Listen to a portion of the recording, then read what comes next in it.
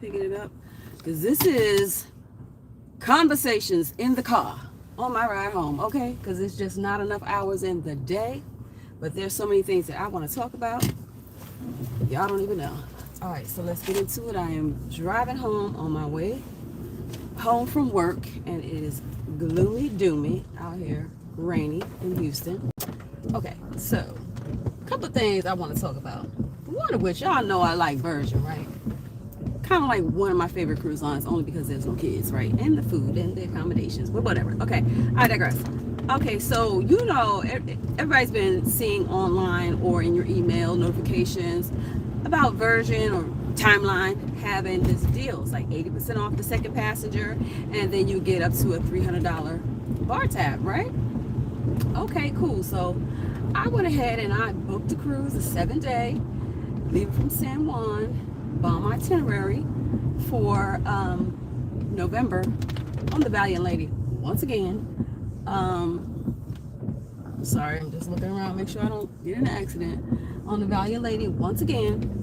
All right, so I selected, since I had the ocean view, sea view the last time, and I was like, hey, you know, what am I spending all this money on a balcony for? Like, the rooms are almost the same size, and if I can get a port side, you know, where I can look out and see the ports, you know, I'm good. I'm good with a sea view. I don't necessarily have to have a balcony, because to be honest with you, I may go out there on the first day or 1 or 2 days out of the whole time I'm on the ship. So really, what's the point of having a balcony? Just say I have a balcony, fresh air, whatever. I get it, you know, but I do think, you know, for this cruise that I have coming up, 14 day, definitely have a balcony for that, okay? And it's gonna be on Princess. So anyway, let's get back to this special. So I was like, okay, let me go ahead and book while they have this Black Friday sale going on, or Cyber Monday sale. Okay, so I went ahead and I booked the Sea View. After I put my deposit down, I go into my reservation and I'm looking for my perks. You know, I'm looking for, I know that for my particular sailing, I should qualify for $200 bar tab, if nothing else. And then my $100 bar tab for being deep blue. Okay, so I'm looking around in the reservation and all I see is a $100. So I was like, you know, something is up with this.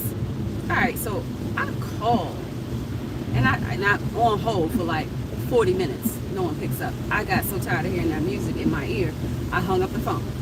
So then I started a chat session. Now this is like right after I made the reservation. And I'm in the grocery store chatting with the lady back and forth up and down the aisle. And I wanted to know, you know, I said I wanted to cancel. She was like, oh, sorry to hear that. You know, like she basically didn't even ask why. She was just going to go ahead and cancel it.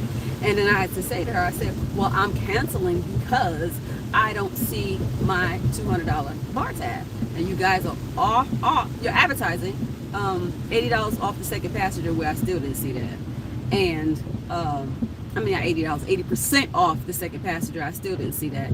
And then you're advertising up to a $300 bar tab based on your itinerary. Okay, I don't see it. So she replies back to me stating that, oh, you booked a lock in the rate booking, which is like the least expensive way to book. Basically, for other cruise lines, it's a guaranteed cabin, so you don't know where your cabin is going to be on the cruise ship until a couple days before you're sailing. And so I was like, okay, cool. She was like, I was like, well, I want to cancel it and rebook it maybe for a different category, not the locked in rate. She said, well, unfortunately, although this is a good deal, it has a few caveats. And one of them is, you know, they don't have a 24-hour grace period like they normally do. So, I mean, I'm calling within like 2 hours of having made the booking. And you mean to tell me that I can't cancel it without losing my $495? So I'm like, what? I was like, I was pissed off. I was like, no, there's gotta be I said, all I want to do is cancel it and then rebook it. She says, well, you still wouldn't qualify for the $200 because the $200 is for balcony and above. Now, y'all know I'm real hot. I'm just like, okay, so this is a bunch of false advertising because it doesn't say that anywhere that, oh, it needs to be a balcony. Oh, it can't be a lock it in rate. Okay, so let me just do the math. So if I were to upgrade to a balcony, and that's like $1,000 more just to get $200, make it make sense. That doesn't make sense to me. The math is not math, and I'm just telling y'all that I was hot like fish grease, and I didn't appreciate that. And I told the young lady that it's not her fault. She said, well, it's nothing that I can do. Okay, well, I want to escalate it. Well, it's late and there's no one here, but our phone lines are open. I think she said to 1 a.m. or some late time, like you can still call us. Do you think I really want to be on hold again listening to that music only to hear someone tell me the exact same thing? So I'm pissed off. What can you do? I don't want to lose my money at this point.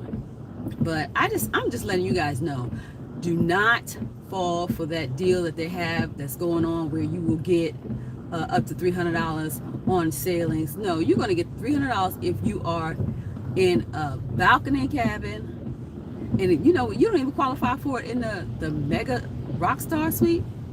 Come on now. Well, I guess it comes with liquor, but anyway, it's crazy. And then let's go back to my last sailing on the Valiant Lady.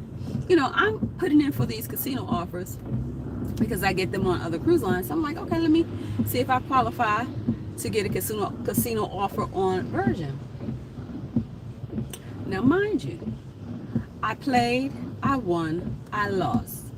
Okay, so we're talking about $2,500. Okay? They told me that I do not qualify for a casino offer. And I'm like, okay, tell me how much I have to lose in order to qualify. Lady hits me back and she's like, well, what they really go off of is how much you play. It's like a daily play rate or whatever. And I'm like, that doesn't make sense. I should go over your overall time on the ship. How much did you play overall? It doesn't compute to me. So she texted back, she was like, messaged me back, emailed me back, and she was like, so do you have any other play that you want to kind of match, want us to take into consideration? I'm like, look, I got too much stuff going on right now. I don't have time to be sifting through emails and going to my accounts to see how much I played at this place and that place. Forget it.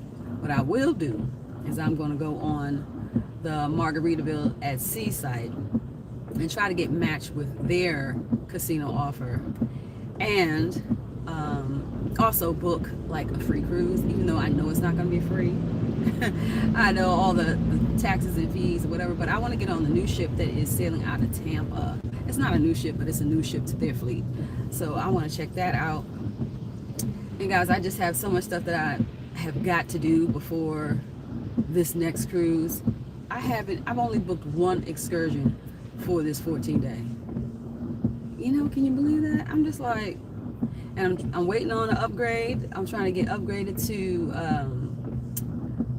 a mini suite, because the mini suite is going to have 2 televisions and it's going to have a seating area, which is kind of like common on MSC cruise lines anyway. I'm accustomed to having, I'll cut this off. I'm accustomed to having a sofa, in the sitting area on MSC. I guess that's just standard on their ships.